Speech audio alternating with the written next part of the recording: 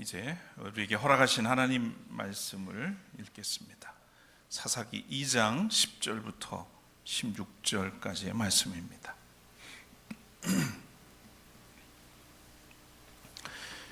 그리고 그 세대 사람들도 모두 죽어 조상들에게로 돌아갔다. 그들이 죽은 뒤에 새로운 세대가 일어났는데 그들은 주님을 알지 못하고 주님께서 이스라엘을 돌보신 일도 알지 못하였다. 이스라엘 자손이 바알 신들을 섬기어 주님께서 보시기에 악한 행동을 일삼았으며 이집트 땅에서 그들을 이끌어내신 주 조상의 하나님을 저버리고 주위의 백성들이 섬기는 다른 신들을 따르며 경배하여 주님을 진노하게 하였다. 그들은 이렇게 주님을 저버리고 바알과 아스타롯을 섬겼다. 그러므로 주님께서 이스라엘 백성에게 크게 분노하셔서 그들을 약탈자의 손에 넘겨주셨으므로 약탈자들이 그들을 약탈하였다. 또 주님께서는 그들을 주위의 원수들에게 팔아 넘기셨으므로 그들이 다시는 원수들을 당해낼 수 없었다. 그들이 싸우러 나갈 때에 주님께서 그들에게 말씀하시고 맹세하신 대로 주님께서 손으로 그들을 쳐서 재앙을 내리셨으므로 그들은 무척 괴로웠다. 그 뒤에 주님께서는 사사들을 일으키셔서 그들을 약탈자의 손에서 구하여 주셨다. 이는 하나님의 말씀입니다.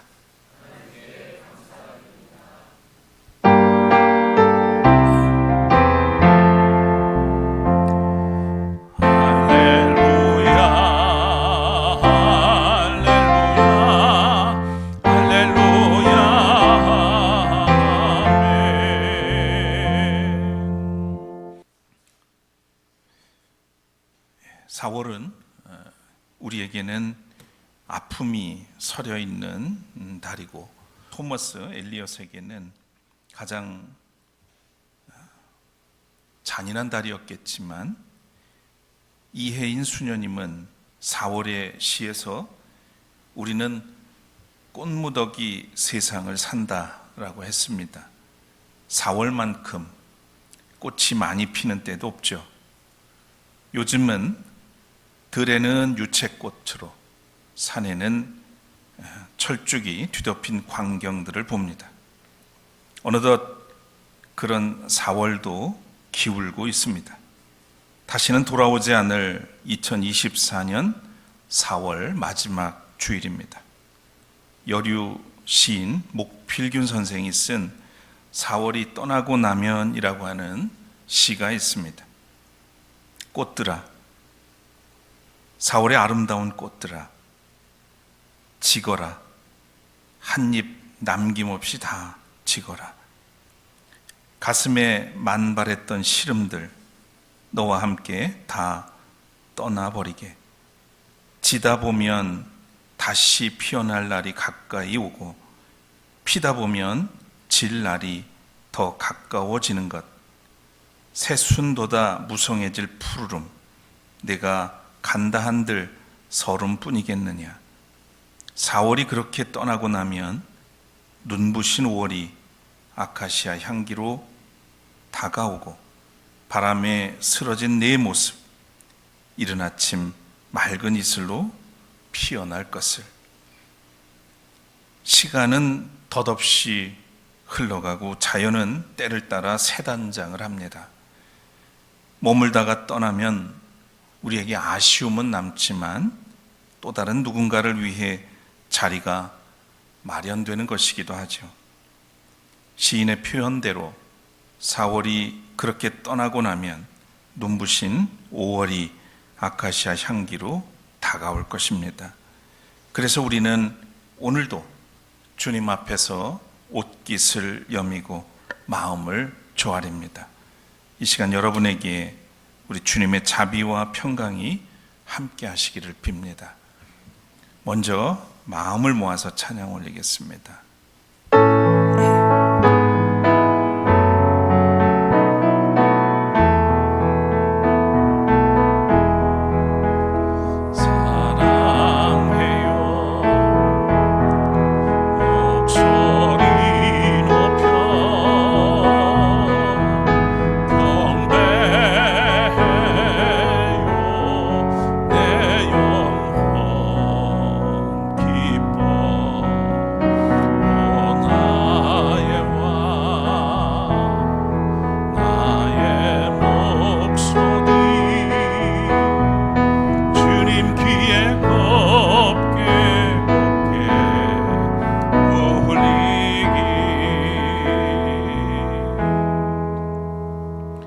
만물을 지으시고 다스리시며 사랑으로 돌보시는 하나님, 오늘도 거룩한 주일 아침 우리를 예배자로 삼으시고 주님 앞에 옷깃을 여미며 마음을 조아리게 하시니 감사합니다.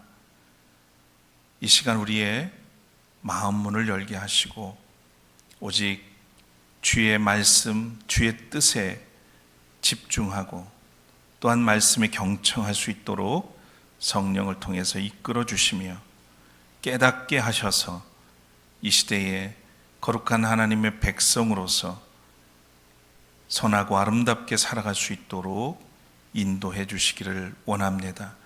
부족한 종에게도 은총을 베푸셔서 이 시간 허락하신 말씀을 온전히 전할 수 있게 하시고 주의 뜻이 이곳에서 이루어질 수 있도록 이끌어 주시옵소서. 모든 영광 주께 돌리며 예수 그리스도 이름으로 간절히 기도드립니다.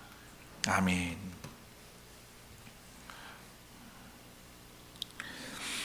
우리가 운전을 하다 보면 어느 순간 등골이 오싹해질 때가 있습니다. 식은땀이 나기도 하고 아주 드물지만 역주행 차량을 만났을 때입니다. 진행 방향에 반대 방향으로 돌진하는 것을 역주행이라고 우리가 하죠. 운전자가 방향을 잃은 것입니다. 매우 위험한 일입니다. 후진하는 것도 위험한 일이지만 역주행은 더 위태롭습니다. 지금 우리나라의 정부가 하는 일마다 국민의 뜻에 역행하고 있는 듯 보이죠. 며칠 전에 있었던 총선에서 정부 여당에게 국민이 엄중한 심판을 선언했음에도 변화할 기미가 보이지 않습니다. 나라가 이 모양이어서일까, 우리나라 축구도 길을 잃은 모양입니다. 제가 축구를 좋아하거든요. 하는 것보다는 이제 보는 걸 좋아하는데, 지난 2월에 국가대표팀이 아시안컵 4강전에서 요르단을 만나서 졸전을 하고 패하더니만 선수들 간에 트러블이 생겼고 또 축구협회의 문제로 한바탕 소동이 있었습니다. 그리고 이번에는 올림픽 출전을 걸고 펼쳐진 U23 아시안컵 8강전에서 인도네시아 대표팀에게 승부차기에서 패해가지고 40년 만에 올림픽 출전이 좌절되고 말았습니다. 우리 한국 축구가 아시아에서는 상당한 수준에 있는데 약체팀인 인도네시아에게 졌다는 것에 대해서 굉장히 아마 축구 팬들은 좌절감을 경험했으리라고 봅니다. 문제는 축구에 대해서 조금 관심 있는 분들은 뭐가 문제인지 압니다. 선수들이 못해서라기보다도 지금 축구협회를 비롯한 지도자들의 문제점들이 많다는 것이에요. 그 안에 이권과 함께 파벌과 함께 이 우리나라 스포츠계의 참 문제 중에 하나인데요. 그런 일들이 있다는 겁니다. 최근에 손흥민 선수의 아버지 손웅정 씨가 두 번째 책을 출간했습니다. 나는 읽고 쓰고 버린다라고 하는 제목인데요. 대담 형식으로 구성이 되어 있습니다. 책에 여러 이렇게 분야별로 대담한 내용들이 실려 있는데 코치 부분에 관한 대담 중에 이런 말이 있습니다. 세상이 나빠지는 건 공부 안 하는 사람들이 지도자 노릇을 해서예요. 공부하지 않으면 다음도 없고 내일도 없어요. 힘든 걸 미루고 편한 데 안주하면 그건 죽은 거예요.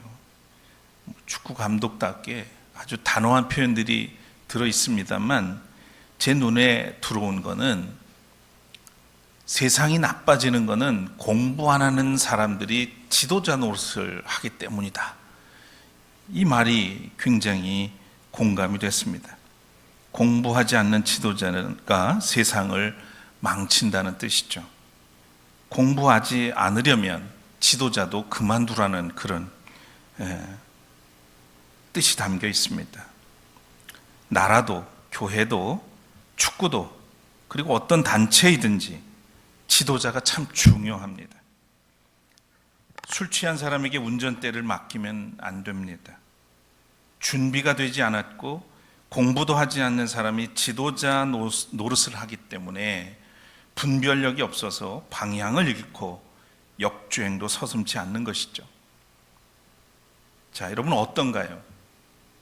우리는 지금 신앙의 정상 궤도를 잘 가고 있는지, 혹여나 곁길로 빠진 것은 아닌지, 어떤 분은 하나님의 뜻과는 전혀 다르게 역주행을 하고 있는 그런 분들은 없는지 생각해 볼 일입니다. 오늘 성경에는 하나님을 외면하고 우상을 쫓다가 방향을 잃고 역주행하던 백성, 침몰하는 세대를 만나게 됩니다. 지난 주일 말씀을 나눴던 것처럼 여호수아는 하나님의 말씀대로 가나안 땅을 분배한 후에 백성들을 세겜으로 모았습니다. 그곳은 그들의 조상 아브라함이 약속받은 민족의 고향이었죠. 여호수아는 여기서 약속의 땅을 정복한 후에 하나님의 율법을 지켜 행하고 오직 하나님만 섬기라고 촉구를 했습니다. 백성들이 이에 화답하고 찬양으로 하나님의 감사의 예배를 올리게 됐습니다. 이들은 거기서 율례와 법도를 만들고 율법책에 기록한 후 큰 돌을 세워서 증거로 삼았습니다. 이후 백성들은 언약한 대로 흩어져서 각각 분배받은 땅을 차지하고 하나님을 잘 섬겼습니다. 온 백성은 여호수아가 살아있는 동안 주님을 잘 섬겼습니다. 그들은 여호수아가 죽은 뒤에도 주님께서 이스라엘에게 베푸신 큰 일을 모두 눈으로 직접 본 장로들이 살아있는 동안에는 주님을 잘 섬겼습니다. 이게 7절의 말씀이에요. 그러니까 출애굽 2세대이면서 가나안 1세대들은 하나님을 잘 섬겼어요. 세겜에서 언약을 하기도 했고, 또 모세가 가나안 땅에 입성하기 전에 특별히 또 그동안 하나님이 이끄신 그 모든 출애굽의 역사를 강론하기도 했고, 반드시 하나님의 말씀, 율법을 지켜 행해야 우리가 산다라고 하는 것도 각인시켜 주었고, 모세를 이은 여호수아도 마찬가지로 적어도 출애굽 2세대, 가나안 정착 1세대는 그런 교육과 훈련이 잘 되어 있었습니다. 그런데 문제는 그 다음의 세대입니다. 오늘 읽은 2장, 사사기 2장 10절에 보면 그 세대 사람들도 모두 죽어 조상들에게로 돌아갔다. 그들이 죽은 뒤에 새로운 세대가 일어났는데 그들은 주님을 알지 못하고 주님께서 이스라엘을 돌보신 일도 알지 못하였다. 지금 이 가나안 정착 2세대들을 가리켜서 한 말입니다. 이들은 출애굽의 역사를 이끄신 하나님을 알지 못하는 세대다 했고요, 바알 신을 섬기며 악행을 일삼는 세대라고 말합니다.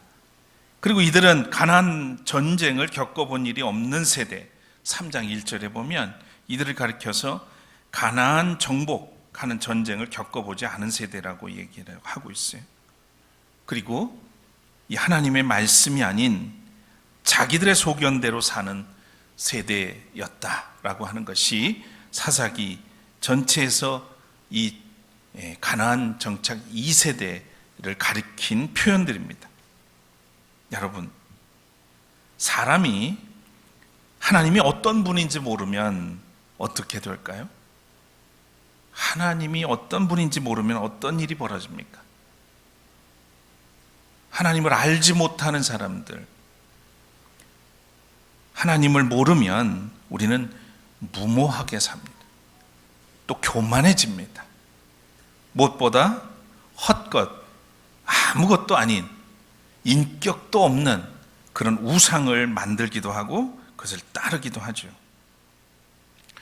사람은 의지할 대상이 누구에게나 필요합니다. 모태로부터 태를 끊고 나오는 순간부터 사람은 누군가를 의존하지 않으면 살 수 없는 존재이기도 하죠. 어릴 때는 부모를 의존하지만 이제 스스로 자의식이 생기면서 무언가 자기가 기댈 그런 의지할 대상을 찾게 됩니다. 그때 하나님을 만나면 그 인생은 그 무엇과도 바꿀 수 없는 복된 생애가 되는 것이죠. 그런데 평생 가도록 자기가 누군지 모를 뿐만 아니라 하나님의 존재를 알지 못하고 삶으로써 죄로 인해서 철저한 소외감에 빠져서 불안하고 두려움 속에서 사는 사람들이 얼마나 많은지 모릅니다. 가장 문제는 그래서 우상을 만들게 되고 섬긴다는 거예요. 사람이 하나님이 또 이끄시는 역사를 모르면 또 어떻게 될까요? 자만에 빠지게 될 겁니다. 그리고 악행을 일삼습니다. 선행이 아니라 하나님이 나를 여기까지 어떻게 인도하셨는지를 모르는 사람은 분명히 자만하게 되고 내가 그렇게 잘나서 된 것처럼, 또는 선행보다는 본성을 따라서 악행을 삼게 되는 거죠. 하게 되는 거죠. 그 다음, 사람이 하나님의 말씀대로 살지 않으면 또 어떻게 될까요? 오늘 이스라엘 백성들의 가나안 정착 2세대의 모습처럼 자기 소견대로 살다가 길을 잃고 침몰하게 될 겁니다. 성서의 표현대로 하면 하나님의 말씀대로 살지 않으면 방자하게 살게 되어 있습니다. 제멋대로 산다는 거예요.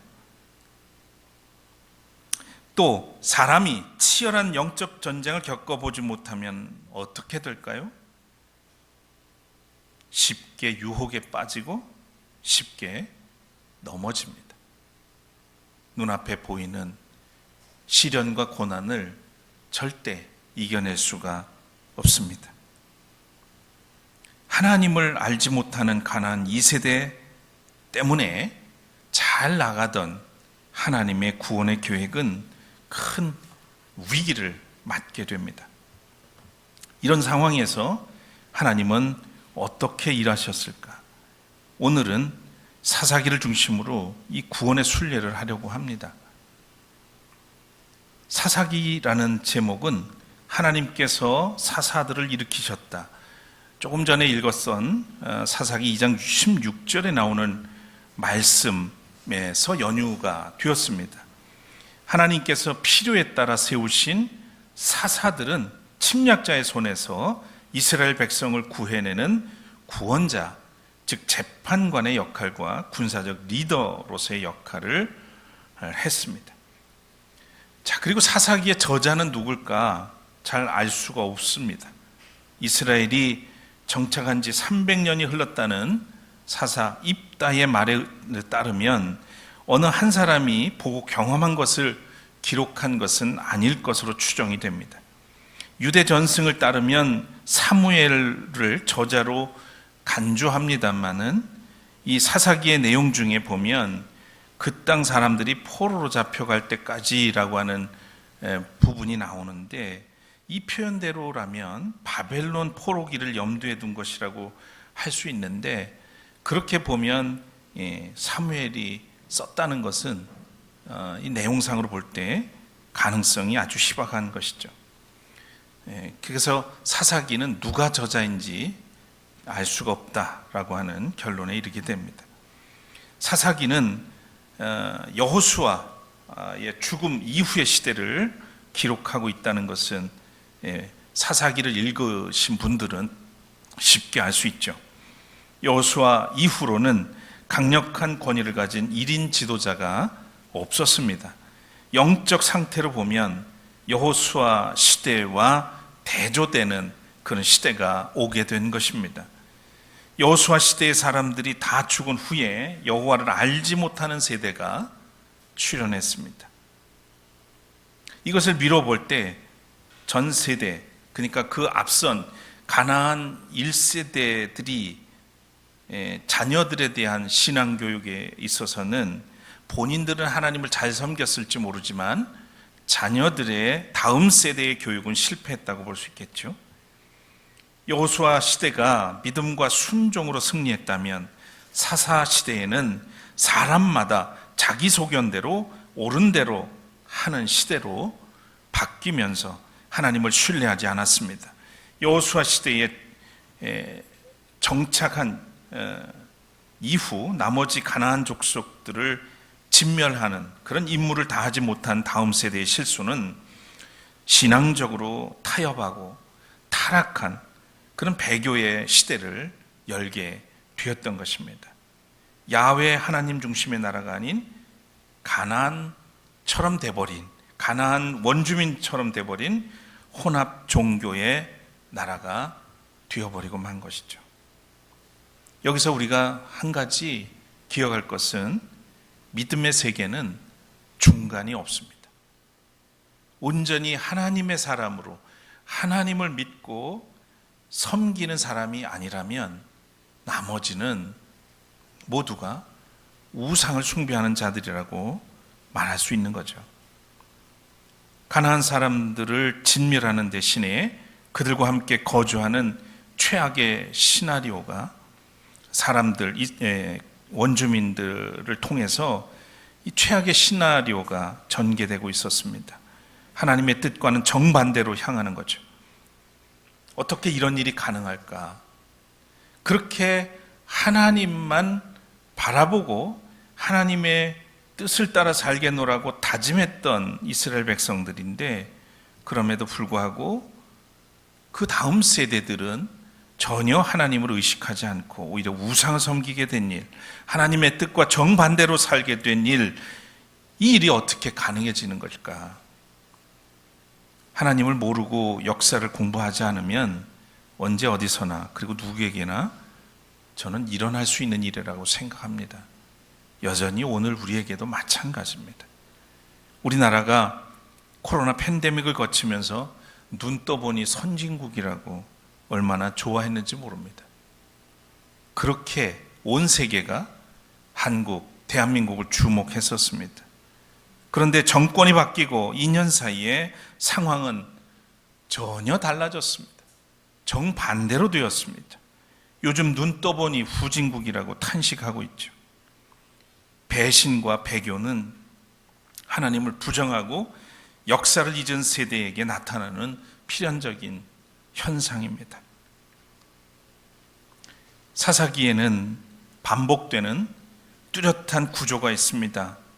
먼저 백성들이 우상 숭배로 죄를 지으면 하나님께서 그들을 이방의 압제자의 손에 넘기시게 되죠.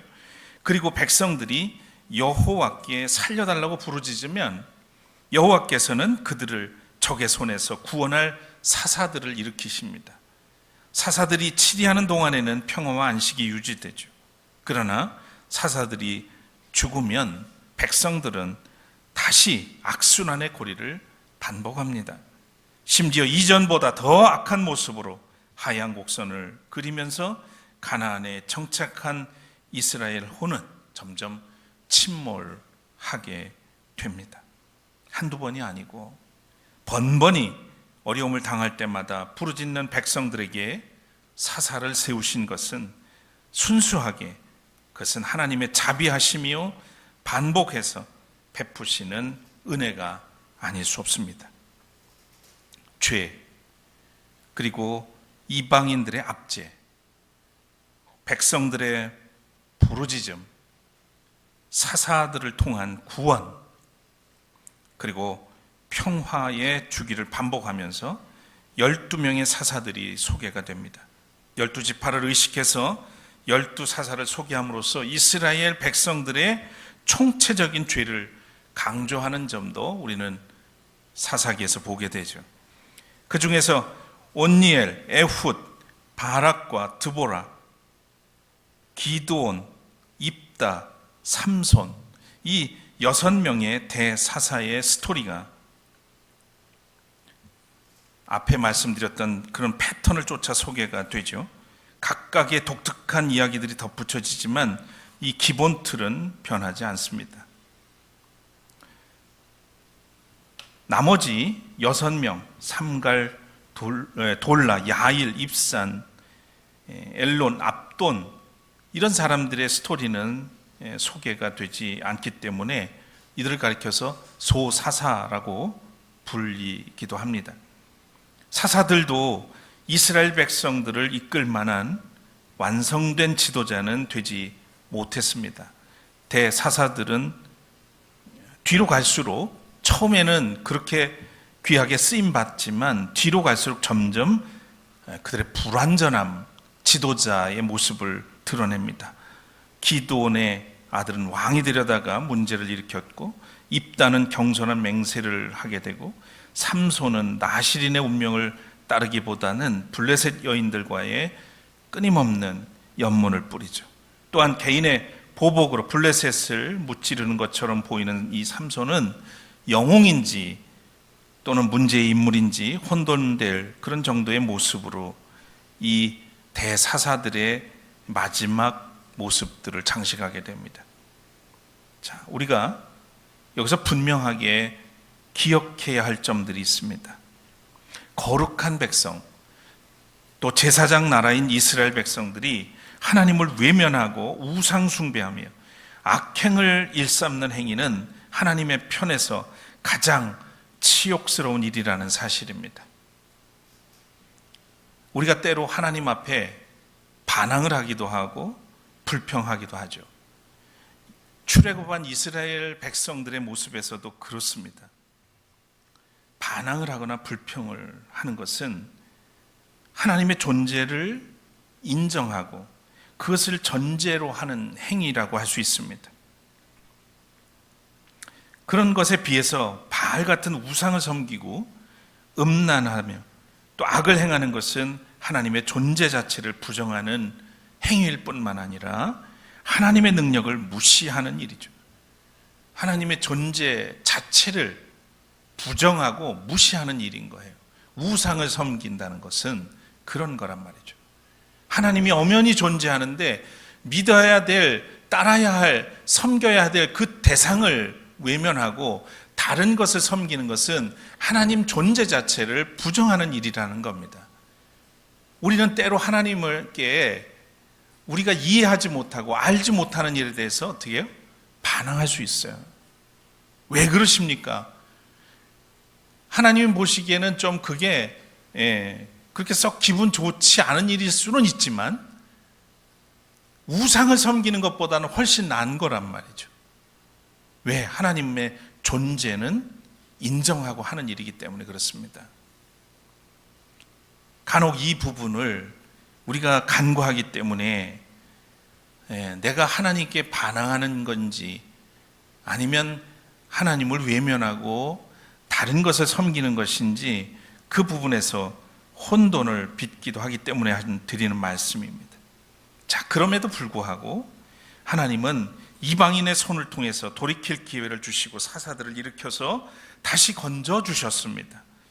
하나님은 침몰하는 세대마저 포기하지 않았습니다.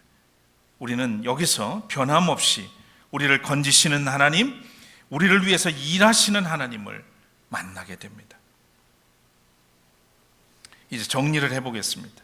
하나님은 사사기를 통해서 우리가 무엇을 알기를 원하시는 걸까?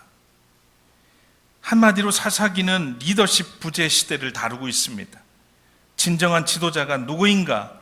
누가 백성을 사랑하고 누가 역사를 주관하며 누가 백성에게 평안을 선사하는가라고 하는 것을 묻고 계신 것이죠. 하나님은 이스라엘에게 사사를 불러일으켜서 대리자로 사용하시지만 그들도 온전한 지도자는 아니었습니다.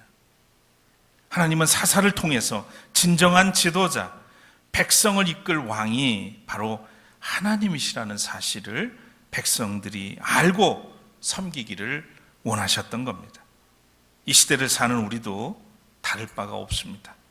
방향을 잃고 역주행하는 대통령을 보면 한없이 실망스럽지만 이럴 때일수록 우리가 눈을 떠야 하는 것이죠.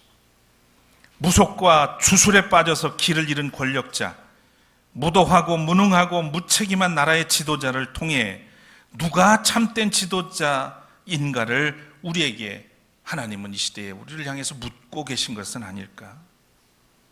오직 하나님만이 참된 지도자이심을 밝혀주시기 원하는 것이 오늘 이 시대의 사사기를 읽는 우리에게 주시는 의미라고 생각합니다. 사사기는 실패한 인간의 리더십에 관한 이야기 속에서 진정한 지도자는 하나님이심을 분명하게 전해 주고 있습니다. 한마디로 여전히 우리에게도 소망이 있다는 것을 사사기가 전해주고 있는 것이죠. 사사기는 이스라엘의 진정한 사사와 왕 그리고 지도자는 여호와이심을 천명하고 있습니다. 자, 성경은 언제나 인간이 역사의 주인공이 아님을 분명히 밝혀줍니다. 미래의 소망은 오직 참된 목자이신 예수 그리스도 안에 있음을 선포하시죠. 새 언약은 예수 그리스도로 말미암아 도래하는 것이며 오늘날 새 언약 속에서 사는 성도들은 새로운 창조 질서 속에서 사는 사람들. 그래서 바울은 거듭난 그리스도인을 가리켜서 새로운 피조물이라고 했습니다. 하나님은 지금도 우리를 새로운 언약 속에서 하나님의 백성으로 삼으신 유일하신 하나님이십니다. 사랑하는 여러분, 우리나라가 숱한 고난과 역경을 극복하고 오늘의 우리가 된 것은 가정과 교회와 국가를 위해서 헌신하고 희생할 줄 알았던 세대들에게 하나님께서 함께해 주셨기 때문입니다.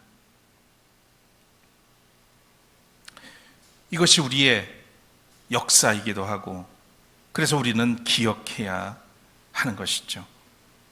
우리가 하나님이 어떤 분인지 모르면 무도하고 교만하며 스스로 우상을 만들고 섬기지 않겠습니까? 우리가 하나님이 이끄시는 역사를 모르면 방자하여 악행을 일삼게 되지 않겠습니까?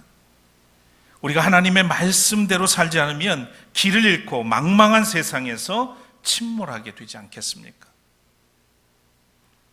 가나안의 이방인들과 타협하고 하나님을 외면한 채 영적 음란을 저지른 이스라엘 백성들처럼 세상에서 정의와 생명과 평화 앞에서 태연하게 눈을 감고 산다면 우리도 침몰하지 않겠습니까? 비록 우리가 모호한 현실에 안주하며 살아갈지라도 침몰하는 세대를 조건 없이 건져주신 하나님이 여전히 우리의 참된 지도자요 인도자 되심을 믿고 그분만을 따르는 우리 모두가 되기를 소망합니다. 우리를 위해 일하시는 하나님만이 우리의 유일한 참 소망이십니다. 이제 마음의 눈을 뜨고 믿음의 눈을 떠서 하나님을 아는 일에 그리고 하나님이 행하시는 역사를 그 배우는 일에 힘쓰는 성도들 되시기를 축복합니다. 세상에서 적어도 영적 분별력을 가지고 거룩하고 의로운 삶을 살아가는 공부하는 리더들 되시기를 간절히 축원합니다.